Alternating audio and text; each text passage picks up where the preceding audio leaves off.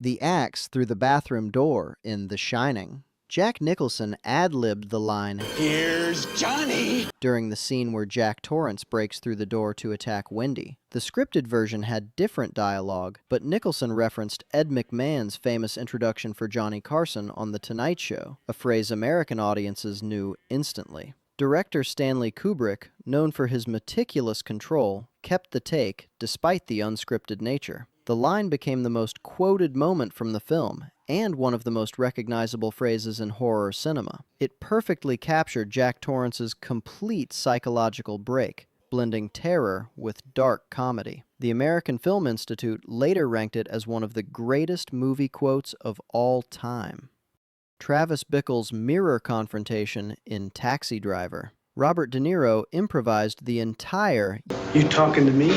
monologue when director Martin Scorsese told him to act threatening to himself in the mirror. The script simply indicated Travis practices being tough, with no specific dialogue written. De Niro created the repetitive questioning, the gun draws, and the escalating aggression entirely on set. He based some of the attitude on street confrontations he'd observed in New York. The scene became De Niro's signature moment and has been parodied, referenced, and quoted in hundreds of films and shows since 1976. It's now considered one of the definitive examples of method acting creating an iconic cinematic moment from minimal direction.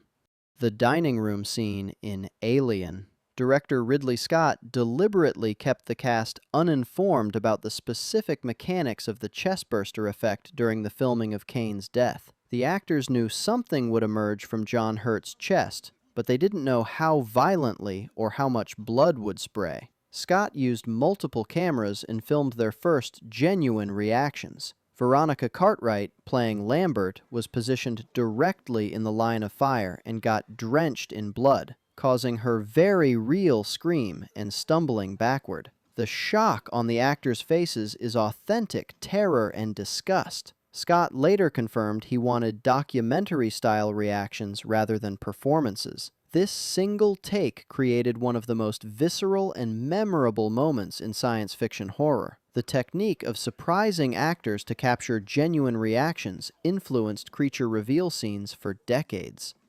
The swordsman confrontation in Raiders of the Lost Ark. Harrison Ford was supposed to engage in an elaborate whip versus sword fight, choreographed over several days of shooting in Tunisia. Ford had been suffering from dysentery and felt terrible on the day of filming. Between takes, he suggested to Steven Spielberg that Indiana Jones should just shoot the guy instead of fighting. Spielberg loved it.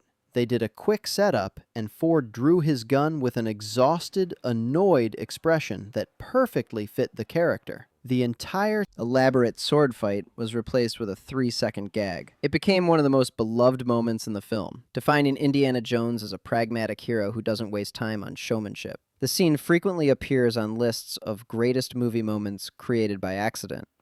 Roy Batty's final speech in Blade Runner. Rutger Hauer modified his character's scripted dying monologue the night before filming the scene. The original script by Hampton Fancher and David Peoples was longer and more elaborate. Hauer cut it down and added the phrases "tears in rain" and changed "lost in time" to "We'll be lost in time,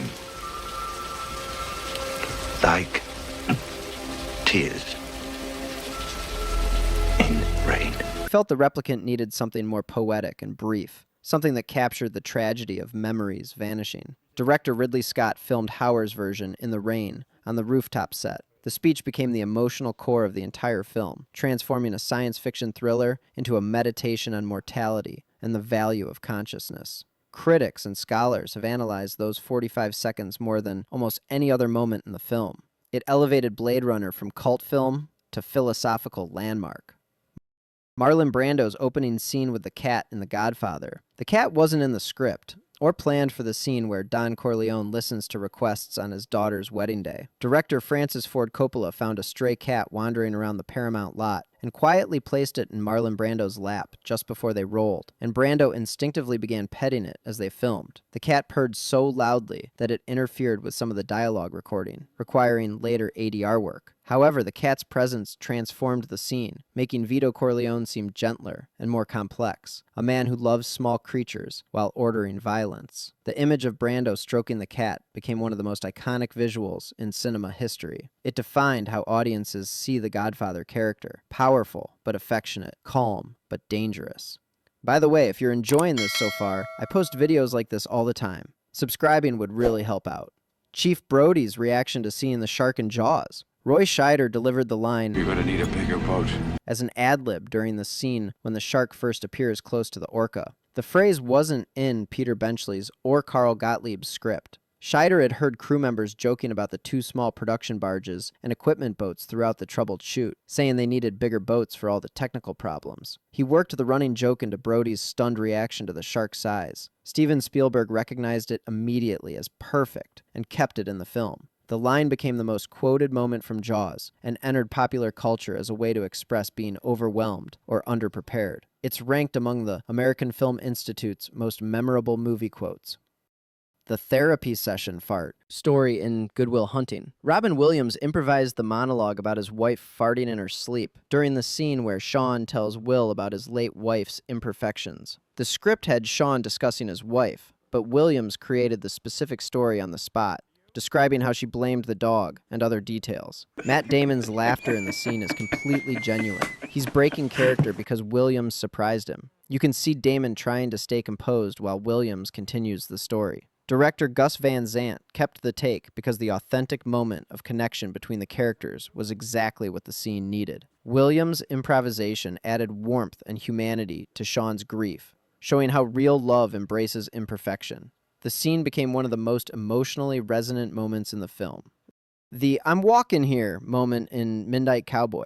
Dustin Hoffman and Jon Voight were filming the scripted scene where Ratso and Joe Buck cross a New York street and encounter a cab when, in one take, a taxi came closer than expected and nearly clipped them. Hoffman, staying in character as Ratso Rizzo, slapped the hood and shouted, "Walking here! I'm walking here!" in an angry New York accent, instead of his planned line, before continuing the scene. Director John Schlesinger had cameras rolling and captured this partially improvised reaction. Schlesinger loved how it added documentary realism to the film and kept it in the final cut. The improvised line became the most famous moment from Midnight Cowboy and is frequently cited as an example of method acting and guerrilla filmmaking creating authentic cinema. It's been parodied and referenced in dozens of films and television shows.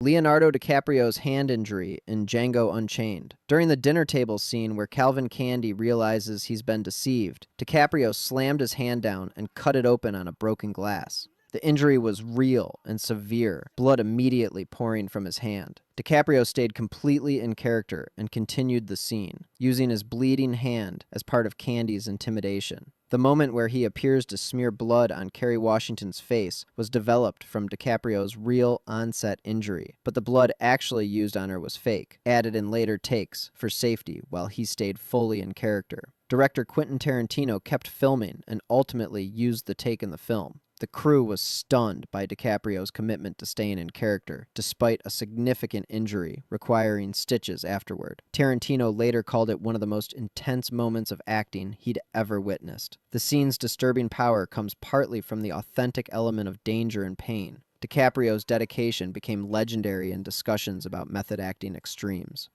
The drill instructor insults in Full Metal Jacket. R. Lee Ermey, playing Gunnery Sergeant Hartman, improvised the vast majority of his dialogue during the boot camp sequences. Director Stanley Kubrick's script had drill instructor abuse, but Ermey, a former Marine drill instructor, created nearly all the specific insults and tirades. Kubrick, famous for controlling every detail, gave Ermey unusual freedom after seeing his audition tape where he demonstrated nonstop creative profanity. Ermey improvised for hours during takes, and the actors playing recruits gave genuine reactions of fear and confusion to his unexpected insults. Lines like, "A jelly donut!" and numerous creative obscenities came from Ermey's experience and imagination. His performance redefined how boot camp scenes are portrayed in military films. Ermey's improvised character became more memorable than most of the scripted elements in the film's Vietnam sequences.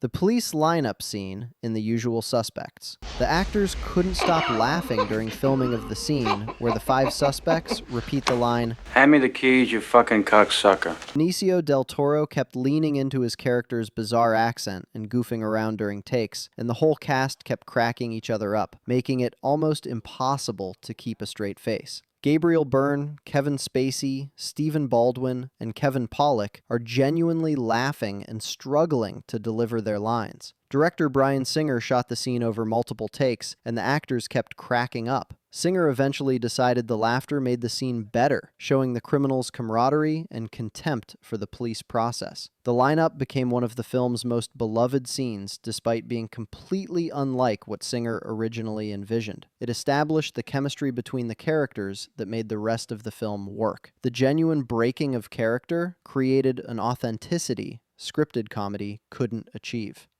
The "I know" response in The Empire Strikes Back. Harrison Ford changed Han Solo's scripted reply to Princess Leia's "I love you" just before filming the carbon freezing scene. George Lucas and director Irvin Kershner wrote "I love you too" as Han's response. Ford felt the line was too soft for Han Solo and didn't fit the character's established personality. He suggested I know.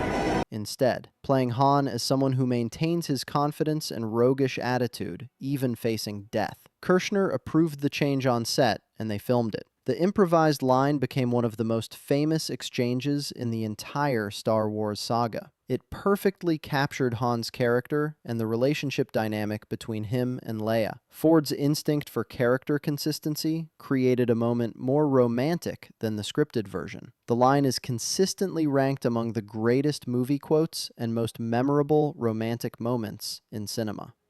Martin Sheen's opening hotel room scene in Apocalypse Now. Sheen was actually drunk during the filming of Captain Willard's breakdown in the Saigon hotel room. Director Francis Ford Coppola planned to film Willard in the room, but Sheen decided to drink heavily before the shoot and improvised most of his actions. He punched the mirror and cut his hand badly, real blood covering the room. The emotional breakdown, the Tai Chi movements, the smearing of blood, and the collapse were all unscripted.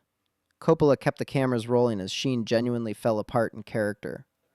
The director later said he was worried about Sheen's safety, but recognized they were capturing something raw and real. The scene became one of the most powerful character introductions in cinema, showing Willard's psychological state through genuine anguish rather than performance. Sheen's real pain and intoxication created a disturbing authenticity that scripted acting couldn't match. The injury required medical attention after filming, and the scene remains controversial for blurring the line between acting and actual self-harm. The hissing sound in The Silence of the Lambs. Anthony Hopkins added the unsettling hissing noise after Some fava beans and a nice Chianti. during the scene where Hannibal Lecter describes eating a census taker.